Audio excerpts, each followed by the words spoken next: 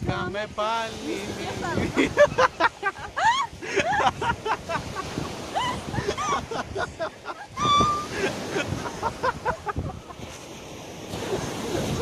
Θα πάμε σουβλάκια. Δεν έγιναν ακόμα. Έλα. Εμείς έφυγε ο άλλος, μας άφησε, μας κατάλαβε. Sorry bro. Γιατί μόνο ένα νεκρό φίδι είναι καλό φίδι. Σκάσε ρε.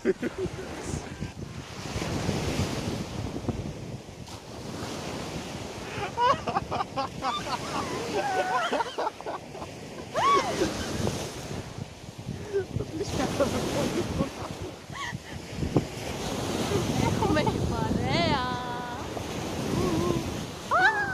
Καλέ.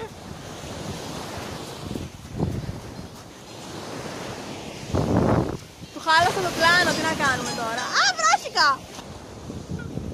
Μάλλον δεν έχει ψάρια. Κοιτάξτε εδώ θερμαϊκύλα, βρωμάει στη σκατήλα με το μισό μέτρο.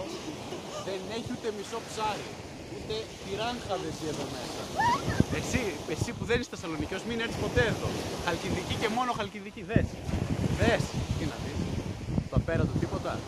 0 ψάρι. 0. Συμφωνεί. 0 ψάρι. Να.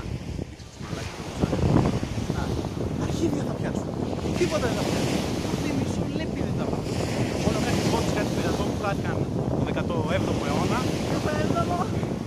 Δεν ήμουν φερκική, μην παρεξηγιόμαστε. 13.500 πρώτος ιατρική Θεσσαλονίκης. Ούτε με κι άλλη. Γαμάω. Θα βραχούμε παιδιά.